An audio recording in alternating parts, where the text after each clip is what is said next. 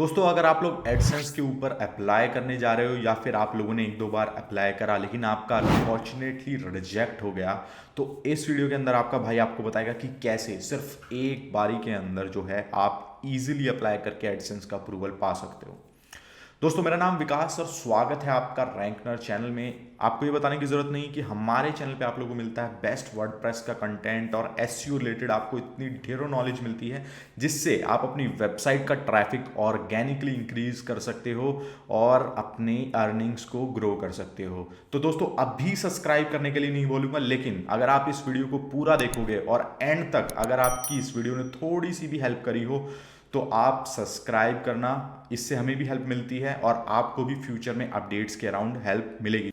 तो चलिए जल्दी से वीडियो को स्टार्ट करते हैं। दोस्तों, यहाँ पे आप लोग देख सकते हो कि ये है मेरे एक फ्रेंड की वेबसाइट allfortext.com। इसके ऊपर जो है उसने ऑलरेडी 2 टाइम्स जो है अप्लाई कर लिया, लेकिन अनफॉर्चुनेटली इसके ऊपर जो है एडसेंस का अप्रूवल उसे अभी तक नहीं मिल पा रहा है। तो इसको हम एनालाइज करेंगे, अभी लाइव में आप लोगों के सामने एनालाइज करूंगा और बताऊंगा कि क्या ऐसी दिक्कतें हैं जो आप लोगों को भी जो है जिनका ध्यान रखना है अप्लाई करने से पहले और उनको आपको इम्प्रूव करना है। दोस्तों, जैसे ही वेबसाइट ओपन होती है तो पहली चीज़ जो है कि आपका जो यूआई है उस पर आप लोगों को काफ़ी ध्यान देना है। आप लोगों ने ये चीज़ खुद नोटिस करी होगी कि जैसे कि जब भी जो है आप किसी भी एक एडसेंस वाली वेबसाइट को आप देखते हो, जो उसका लेआउट होता है वो दिखने में काफ़ी सिंपल होता है, सुंदर होता है एंड उस जो यूज़र एक्सपीरियंस होता है वो काफ़ी अच्छा होता है। मैं देखता हूँ कि कई बिगिनर्स ऐसे होते हैं जिन्होंने नई नई वेबसाइट बनाई होती है, वो सोचते हैं कि लाइक अगर उसमें वो काफ़ी सारे एनिमेशंस ऐड कर देंगे या फिर वो काफ़ी बड़ी बड़ी इमेजेस ऐड कर देंगे, यानी कि 4-5 MB की इमेजेस, तो उनकी वेबसाइट अट्रैक्टिव हो जाएगी और यूज़र उसको जो है पसंद करेंगे। लेकिन अपोजिट होता है, उसका जो यूज़र एक्सपीरियंस होता है वो भी थोड़ा सा पुअर हो जाता है। तो हमें इस चीज़ का ध्यान रखना है कि अगर आपकी जो वेबसाइट है, चाहे वो वर्डप्रेस पे है या ब्लॉगर पे है, तो आपको ये ध्यान रखना है कि आप उसके अंदर मिनिमम से मिनिमम जो एनिमेशंस हैं उनका आप इस्तेमाल करें और जो इमेजेस आप यूज़ करें उनको आप कंप्रेस करके अपनी वेबसाइट पे ही डालें, क्योंकि उनका साइज़ अगर ज़्यादा होगा तो वेबसाइट का लोडिंग टाइम जो है वो इंक्रीज़ हो जाएगा और उससे आपकी स्पीड जो है वो कम हो जाएगी और यूज़र एक्सपीरियंस जो है वो काफ़ी बेकार हो जाता है। तो ये थी आपकी पहली सिंपल टिप जिसको आप लोगों को फॉलो करना है। आप अपनी वेबसाइट को एनालाइज कीजिए कि आपके ज़्यादा एनिमेशन डाले हुए हैं या कम एनिमेशन है, उसके अराउंड फिर आप अपनी वेबसाइट को ऑप्टिमाइज करिए। दोस्तों, दूसरी चीज़ जिसका आप लोगों को ध्यान रखना है वो ये है कि आपके होम पेज के ऊपर जितने भी आपने यूआरएल्स डाले हों सारे की सारे वर्क कर रहे हों, तो इसका आपको ध्यान रखना है। क्योंकि जैसे ही आप नई वेबसाइट बनाते हैं तो मुझे ऐसा लगता है कि मोस्ट ऑफ द जो हमारे ब्लॉगर्स होते हैं, जो हमारे भाई होते हैं या बहनें होती हैं, उनका फोकस होता है कि जल्दी से जल्दी वेबसाइट पे आर्टिकल डाले जाएं एंड उसके बाद एडसेंस के लिए अप्लाई कर दिया जाए। तो ये जो होता है प्रोसेस, इसके अंदर वो छोटी छोटी जो चीज़ें हैं उनको भूल जाते हैं। तो आपको ध्यान रखना है कि आपके होम पेज के ऊपर जितने भी बटन हैं वो सारे वर्क करने चाहिए। फॉर एग्जाम्पल, वीडियो बनाने से पहले मैंने छोटा सा एनालिसिस करा था इस वेबसाइट का। तो यहाँ पे आप देख सकते हो, अगर मैं सब्सक्राइब नाउ का बटन पे मैं क्लिक करता हूँ तो कुछ भी नहीं यहाँ पे हो रहा, यानी कि इसके अंदर सिर्फ एक बटन डला हुआ है लेकिन किसी भी तरीके का यूआरएल नहीं डला हुआ। तो इसको एक जो है एक मैं नेगेटिव पॉइंट कहूँगा एडसेंस अगर आप अप्लाई कर रहे हैं उसके लिए। सेकेंडली, आप यहाँ पे देखोगे कि सोशल मीडिया के हमारे जो है लिंक्स प्रोवाइड करे गए हैं, तो इनको एक बार आप ज़रूर अपने ओपन करके देख लें कि आपके जो है लाइक यहाँ पे लिंक इंसर्ट हो रखा है या नहीं हो रखा। अब यहाँ पे आप देखेंगे कि जो हमारा लिंक्डइन का है तो इसके अंदर किसी भी तरीके का हमने प्रोफाइल जो है यहाँ पे नहीं डाला था। इस केस में हम क्या करेंगे दोस्तों, या तो आप इसके अंदर लिंक डालेंगे, अगर आपने सोशल मीडिया पे अकाउंट नहीं बनाया है तो अगर आप यहाँ पे इसको रिमूव कर देंगे तो वो हमारे लिए बेनिफिशियल होगा। ठीक है, सेम यहाँ पे देखेंगे ये ज्वाइन फ्री का लिखा हुआ है लेकिन स्टिल इसके अंदर लिंक नहीं डाला हुआ है। तो आप लोगों को क्या करना है कि ऐसी जो छोटी छोटी मिस्टेक्स हैं उनको आपको करेक्ट करना है एडसेंस अप्लाई करने से पहले। अब दोस्तों, तीसरी चीज जो है जो आप लोगों को इंप्रूव करनी है वो आप लोगों की सोशल मीडिया प्रेजेंस है। अब जैसे कि आप यहाँ पे देखेंगे कि हम फेसबुक ओपन कर रहे हैं, तो इसके अंदर हमारा जो फेसबुक ओपन हो गया है, तो हमारा यहाँ पे अराउंड 501 हमारे लाइक्स हैं हमारे सोशल मीडिया के ऊपर। लेकिन जनरली होता क्या है कि जिनकी भी नई वेबसाइट होती है तो उसके ऊपर सोशल मीडिया पे हार्डली 1 2 10 15 जो है फॉलोअर्स होते हैं, लाइक्स होते हैं। लेकिन जो है ये एक नेगेटिव क्या कहते हैं आपका कैटेगरी में मैं इसको काउंट करता हूँ। ये मेरा पर्सनल एक्सपीरियंस है। तो मैं आपको बताऊंगा कि अगर आप जो है एडसेंस के लिए अप्लाई कर रहे हैं तो उससे पहले आप, मैं ये नहीं कहूँगा कि आप ज़्यादा आपकी सोशल मीडिया प्रेजेंस होनी चाहिए, लेकिन स्टिल आप थोड़ा सा उसको इम्प्रूव करें कि लाइक फेसबुक पे आपके कुछ मतलब 100 200 आपके लाइक्स हों, ट्विटर पे अगर आप हैं तो उसके अंदर आप रेगुलरली जो है कंटेंट आप पोस्ट कर रहे हो, आप पोस्ट वगैरह उसके ऊपर डाल रहे हो, जो आपने जो अपना कंटेंट लिखा है आप उसको भी पोस्ट कर सकते हैं। तो इससे क्या होता है कि आपका जो सोशल मीडिया है वो अपडेटेड दिखता है। तो सिंस एज अ लाइक अगर मैं एडसेंस का कोई एजेंट हूँ जो आपकी वेबसाइट को विजिट कर रहा है अप्रूवल देने के लिए, तो उसके अंदर आपके जो पॉजिटिव पॉइंट्स हैं वो आपके बढ़ते हैं। तो आप इस चीज़ का भी ध्यान कर सकते हैं कि अपने सोशल मीडिया की ग्रोथ को आप इंक्रीज करने के लिए जो है थोड़ा सा वर्क करें। अब दोस्तों चौथी चीज़ जिसके बारे में मैं आप लोगों को बताना चाहूँगा वो है हमारी one of the most important चीज़, और वो है हमारा मेन्यू बार। अब इसके अंदर आप लोग देखोगे कि हमारे पास होम को छोड़ के हमारे पास 4 कैटेगरी के जो हैं हमारे पास मेन्यू में यहाँ पे लिंक दिए गए हैं। फर्स्ट है हमारा ब्लॉग, एसईओ, अर्निंग, और मैं इसको यहाँ से ओपन कर लेता हूँ। अब जनरली होता क्या है कि अगर आपकी वेबसाइट नहीं है तो आपने उसके ऊपर कम आर्टिकल डाले होंगे, जैसे कि 30 35 या 40 तक आर्टिकल होंगे। तो आप एक कैटेगरी के वाइज लिखते हैं, यानी कि आपने एक कैटेगरी के अराउंड लिख दिया। अगर आपकी वेबसाइट किसी भी नीश के अराउंड है, एक कैटेगरी पे लिख दिया, 2 पे लिख दिया, लेकिन लिंक जो है आपने 5 से 6 7 कैटेगरी के आपने डाल दिए। तो ये एक बहुत बड़ी मिस्टेक है। आप ऐसा कभी भी ना करें कि जिस कैटेगरी के ऊपर लाइक आपके 5 से कम आर्टिकल है, यानी कि सिर्फ एक पेज के अंदर ही, जस्ट फॉर एग्जांपल यहाँ पे अगर सिर्फ ये 4 जो हैं वो हमारे पास यहाँ पे आर्टिकल होते, तो इसको यहाँ पे देने का दोस्तों कोई मतलब नहीं बनता। इससे आपका एक तो नेगेटिव इफेक्ट जाता है कि आपकी वेबसाइट के ऊपर कंटेंट कम है। तो जो भी एडसेंस का एजेंट है वो इस चीज़ को नोट करेगा दोस्तों। तो इससे बचने के लिए आप लोग क्या करिए कि जिस कैटेगरी के अंदर आपने सबसे ज़्यादा लिखा हुआ है सिर्फ उसी कैटेगरी को मेंशन करें, क्योंकि दोस्तों जब भी आपको अप्रूवल मिल जाएगा तो नेचुरल सी बात है कि आप अपनी वेबसाइट को अप्रूवल मिलने के बाद एडिट करके जैसे आप लिख रहे हो तो कैटेगरी ऐड कर सकते हो, ठीक है। तो इस चीज़ का ध्यान रखना कि वो ही कैटेगरी यहाँ पे हो जिसके अंदर आपने थोड़े कंटेंट लिख रखे हो, जिसमें कंटेंट कम हो उसको यहाँ पे आप क्या कहते हैं दोस्तों अपने मेन्यू के अंदर ना डालें, ठीक है। तो दोस्तों ये थी हमारी चौथी चीज़ जिसका आप लोगों को ध्यान रखना है। सो दोस्तों चलिए अब बात करते हैं अपने 5वें पॉइंट के बारे में जो है हमारा कंटेंट से रिलेटेड। अभी तक हमने बात करी यूआई के बारे में, आपका लेआउट कैसा होना चाहिए, लिंक्स आपके सारे वर्किंग होने चाहिए। अब हम बात करेंगे कंटेंट के बारे में।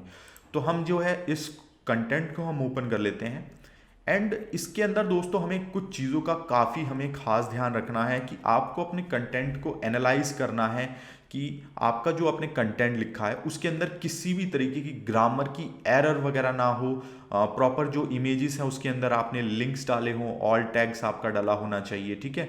और जो आपका कंटेंट की मिनिमम लेंथ है दोस्तों, वो मैं जो पर्सनली करता हूं दोस्तों, मैं अपने आर्टिकल्स 1000 वर्ड से कम मैं लिखता ही नहीं हूँ। या फिर अगर मेरे जो कंटेंट राइटर्स हैं तो उनको मैं गाइड करता हूँ कि आप लोग जो है मिनिमम 1000 वर्ड का मुझे कंटेंट प्रोवाइड करें।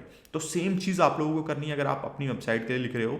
जैसे कि यहाँ पे आप देखोगे ये एक सिली मिस्टेक है दोस्तों, ठीक है, किसी के साथ भी हो सकती है, लेकिन आपका फर्स्ट आर्टिकल है जो उसके अंदर ही ग्रामर की एरर है। तो आप इन छोटी छोटी मिस्टेक्स को इम्प्रूव करें। अपने कंटेंट की लेंथ जो है वो काफ़ी इंपॉर्टेंट है, क्योंकि अगर आपने कम वर्ड्स के कंटेंट अपनी वेबसाइट पर लिखे हुए तो आपका रिजेक्ट हो सकता है, और उसका रीज़न होगा थिन कंटेंट या फिर लो क्वालिटी कंटेंट, जो कि हमारे मोस्ट ऑफ द ब्लॉगर्स जो होते हैं उनको ये इशू आता है एडसेंस पे अप्लाई करते टाइम।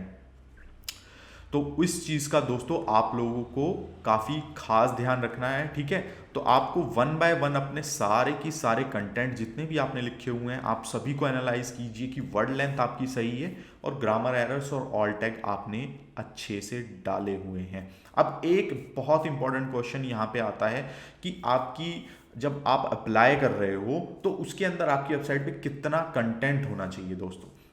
सो दोस्तों जनरली आप लोगों ने काफ़ी, आई एम श्योर कि आप लोगों ने काफ़ी लोगों के यूट्यूब पे वीडियो देखे होंगे, तो वो बोलते हैं कि हमने 10 आर्टिकल पे भी हमने अप्रूवल लिया, हमने 15 पे लिया है और हम मतलब इतने आर्टिकल पे लेते हैं। मैं आपको सजेस्ट करता हूँ कि आप इन चक्करों में ना पड़ें, आप अपना वर्क करें और जनरली एक जो नंबर स्टिल अगर आप लोगों को चाहिए तो आप इसको 30 आर्टिकल तक रखें, क्योंकि अराउंड 25 तक दोस्तों मैं अपनी वेबसाइट्स की अप्रूवल मैं ले लेता हूँ। लेकिन अगर आपका जैसे रिजेक्ट हुआ है या फिर आप लोग नए हैं तो आप क्या कर सकते हैं कि अपनी जो लेंथ है सॉरी जो आपका टोटल नंबर ऑफ कंटेंट है आप उसको अराउंड 30 तक रखें सेफ होने के लिए, क्योंकि एक सेफ नंबर है और कोई दोस्तों इतनी बड़ी बात नहीं है ये। आप 4-5 कंटेंट आपको एक्स्ट्रा लिखने पड़ेंगे, तो आप 30 तक कंटेंट लिखे, उसके बाद ही आप लोगों को अप्लाई करना है। अब दोस्तों जो 6th पॉइंट है हमारा वो भी काफ़ी इंपॉर्टेंट है और हमारा एक ये जो है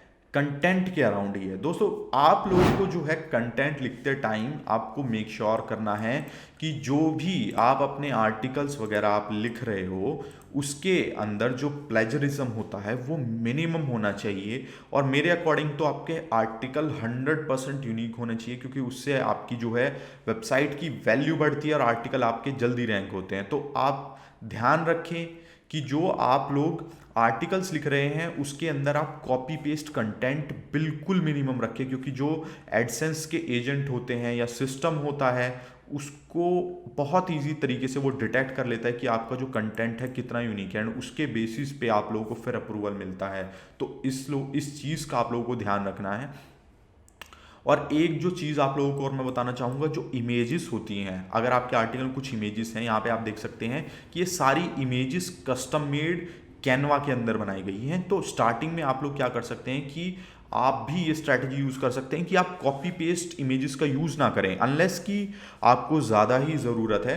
तो ट्राई करें कि इमेजेस भी आप अपनी खुद ही बनाएं। अब आते हैं दोस्तों अपने नेक्स्ट पॉइंट पे, जो है हमारे वेबसाइट के यूआरएल्स के ऊपर। तो दोस्तों इसके अंदर जैसे कि हमारा कॉन्टैक्ट अस हो गया, terms and condition, site map, तो दोस्तों ये हमारे कुछ इंपॉर्टेंट पेजेस होते हैं वेबसाइट के ऊपर जो काफ़ी इंपॉर्टेंट होते हैं और हर वेबसाइट में होने काफ़ी ज़रूरी हैं।